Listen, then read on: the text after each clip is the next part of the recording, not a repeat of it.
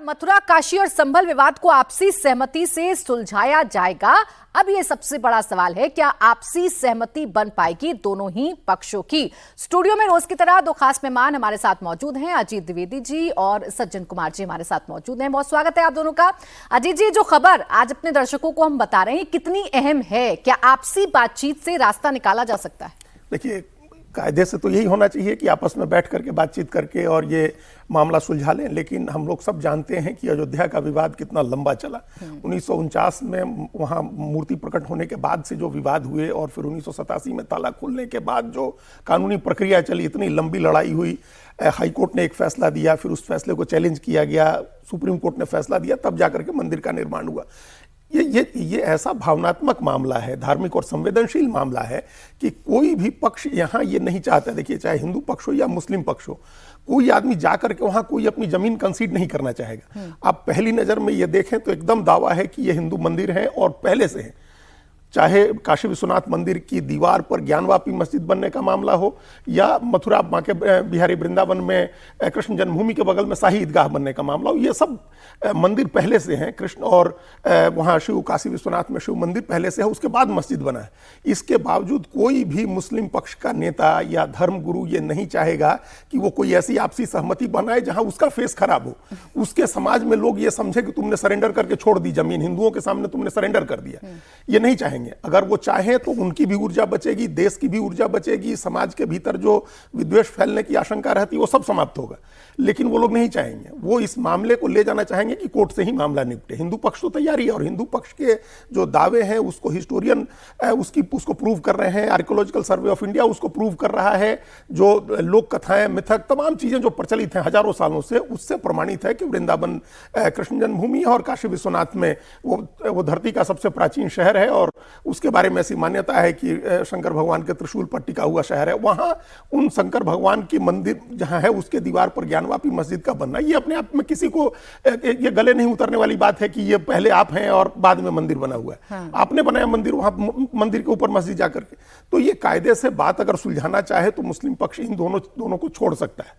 आप याद करिए क्या नारा था पहले, अयोध्या के बाद काशी मथुरा, वही की बात हो रही है। हाँ। बाकी हजारों लाखों मंदिरों की बात नहीं हो रही है। संघ प्रमुख ने स्वयं कहा है कि हर मस्जिद के नीचे शिवलिंग खोजने की जरूरत नहीं है। जब मान लीजिए ये तीन इशू जुड़े हुए हैं, आप बैठ करके बात करिए, निपटाइए। लेकिन हमको नहीं लगता है कि मुस्लिम पक्ष इस आसानी से इस बात को सुलह की टेबल पर निपटाना चाहिए। राम मंदिर के दौरान भी कोशिशें की गई थी, लेकिन उसका कोई नतीजा तो निकला नहीं। और ऐसे में सज्जन जी, अब राजनीति को भी देखना होगा ना। उत्तर प्रदेश की राजनीति में अयोध्या के बाद अब सबसे ज्यादा चर्चा श्री कृष्ण जन्मभूमि और ज्ञानवापी की ही होती है। और ऐसे में मुख्यमंत्री योगी आदित्यनाथ अभी जिस तरीके से अखिलेश के पाले में गेंद डाल रहे हैं कि आप हमारा समर्थन कर दीजिए, अब उनका रुख भी देखना होगा कि वो क्या करेंगे। निश्चित तौर पे देखिए, ये जब 90 के शुरुआती दौर में जब बाबरी मस्जिद का वो मसला आया था, उस समय भी इस तरह की बात चली थी, पहल चली थी कि भाई दो लोग जो हैं, दोनों पक्ष के लोग आपसी सहमति से इस विवाद को सुलझा ले।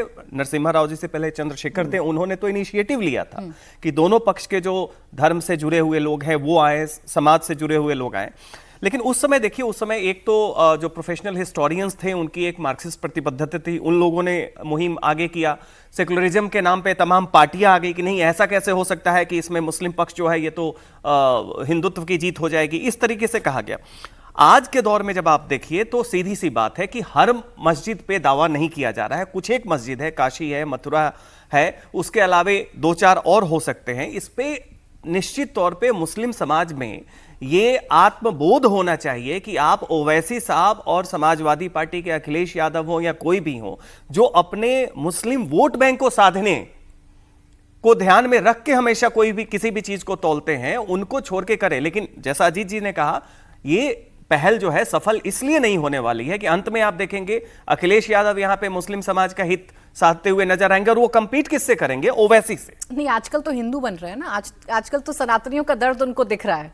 नहीं, वो सिजोफ्रेनिक है। वो रात में सॉफ्ट हिंदुत्व आता है, फिर अगले दिन पीडीए आता है, शाम होते होते फिर धर्मनिरपेक्षता भी याद आ जाएगा। हाँ, अभी थोड़ा सनातनी दर्द इसलिए याद आ रहा है कि राम मंदिर का मसला है उनका। हाँ, वोट उनको नजर आ रहा है। अभी अतुल भाटिया मेरे सहयोगी इस खबर पर हमारे साथ जुड़ गए ज्यादा जानकारी के साथ। अतुल, बताइए, सुप्रीम कोर्ट की तरफ से ये जो पहल की गई है इसका मतलब क्या है और सुप्रीम कोर्ट ने क्या क्या कहा है?